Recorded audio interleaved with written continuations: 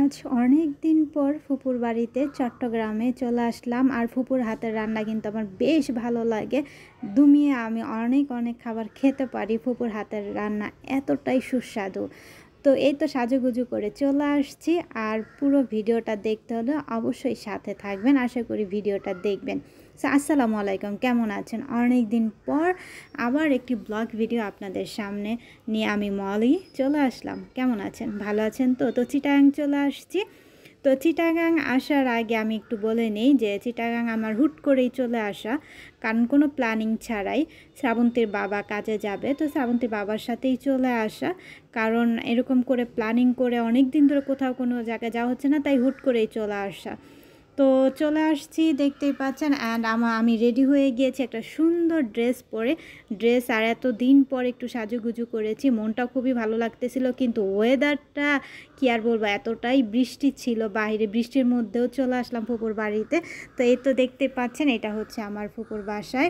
এসে ফুপুদের সাথে খুব গল্প গুজব, আর সামনে তো অবশ্যই দেখতে পাবেন আমার ফুপু কি সুন্দর মজার মজার খাবার রান্না করে আমাকে খাইয়েছে। আর একটা জিনিস কি আমি মনে করি, ফুপু, দাদি, নানি, খালারা একটু বেশি তাদেরকে আদর করে, তাই না? এই তো আমি চলে আসলাম কিচেনে। এসে দেখি ফুপু বিশাল আয়োজন করেছে। এইখানে দেখতে পাচ্ছেন, এই তো মাংসর সমাহার, মাছ। ফুপু নাস্তার জন্য তৈরি করতেছে। আসছি পরে ফুপু বলতেছেন কি নাস্তা খাবা, কি নাস্তা খাবা। আসলে এটাই হচ্ছে এতদিন পরে রক্তের বন্ধুত্বের একটা আদর মায়া, তাই না? আমি মনে করি ওইখানে আমি একটু দেখে আমার ফুপুর বাসাটা, আপনাদের দেখলে ভালো লাগবে। সো একটু আমি দেখাই আপনাদেরকে, কারণ আমার ফুপুরা সবাই একটু পর্দা করে, ক্যামেরাতে আসে না। তো যাই হোক, তাদেরকে আমি নাই দেখাই, জাস্ট আমি তাদের বাসাগুলো একটু দেখাচ্ছি। এখানে বেলকুনিতে ফুপু ভীষণ গাছের সমাহার তৈরি করেছে। ফুপু এগুলো খুবই ভালোবাসে, পরিচর্যা করে, খুবই টিপটপ পরিপাটি ফুপুর বাসাটা। আর এখানে দেখতে পাচ্ছেন পিঠা তৈরি করতেছে, আমাদেরকে নাস্তা দিবে। আর আমরাও খুবই খুশি কখন ফুপুর হাতের খাবার খাবো। আর ফুপুর হাতের খাবার কিন্তু খুবই খুবই বেশি বেশি করে আমি খেতে পারি, আমার কাছে এতটাই ভালো লাগে। তো ফুপু এক্সাইটেড আমাদের দেখে, খুবই বলতেছে এতদিন পরে আসা। আর একটা মজার বিষয় কি জানেন, মানে এরকম পিঠা আর গরম গরম পিঠা তরকারি খাওয়াটা আসলে মজাই আলাদা। একটা মজার ব্যাপার হচ্ছে কি, যে এতদিন পরে এসে ফুপুর সাথে একটু যে গল্প করব সেটা না, ফুপু রান্না নিয়ে ব্যস্ত। তো আমাদের বিকেলের খাওয়ার পরে আমাদের এইটা রাতের ডিনার ছিল। রাতের ডিনারও ফুপু বিশাল আয়োজন করছে। আর এখানে গরুর মাংস, চিকেন আমার সবই পছন্দ। সব থেকে বেশি পছন্দ আপনারা জানেন ডিম। সো ওইখানে ডিমটা আমার চোখে লেগে আছে, কখন আমি খাবো। আচ্ছা যাই হোক, সবাই ভালো আছেন তো, সুস্থ আছেন, তাই তো?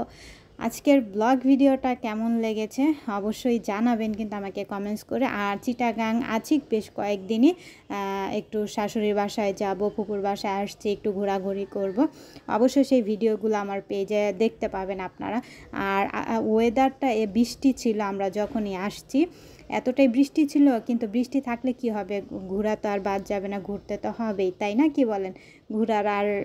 ঘোরাটা কি আর কম হবে? যেহেতু অনেক দিন পরে আসলাম, আমি আর শ্রাবন্তী বাবা মাত্র 2 জন আসছি।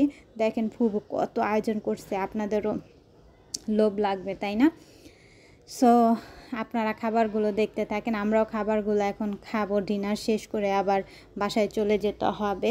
দেন তারপরে আপনারা কালকে কোথায় যাব, কালকে কোথায় ঘুরতে বের হব, সবই প্ল্যানিং করতে হবে। যদি সময় সুযোগ থাকে, ভেবেছি এবার একটু বেশিক্ষণই ঘুরবো। তো আপনাদের সাথেও ভিডিওগুলো শেয়ার করব, আপনারা দেখবেন। আশা করি ভালো না লাগলে ইগনোর করবেন, আর একটা করে কমেন্টস করবেন কেমন লেগেছে। তো রাতের ডিনার এই তো শুরু হয়ে গেল। তো আর এই যে বাড়াবাড়ির পর্বটা, তাই না? এই সব সময় সব জায়গাতে দেখবেন আমি বাড়তেছি, আসলে বাড়ার দায়িত্বটা আমাকে দেওয়া হয়। আর সবাই বলে আমি নাকি সুন্দর করে বাড়তে পারি। তো আপনারা দেখবেন আমার নানির বাড়ি, ফুপুর বাড়ি, দাদির বাড়ি, যেখানে যাই না কেন, এই বাড়ার কাজটা কিন্তু আমার দায়িত্বে থাকে।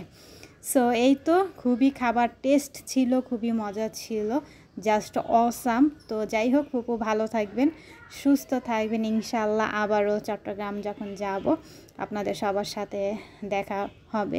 খুবই মিস করতেছি আপনাদের সবাইকে। সবাই ভালো থাকবেন, সুস্থ থাকবেন। তো আমার এই ভিডিওর মাধ্যমে ফুপুকে মেসেজটা দিয়ে দিলাম।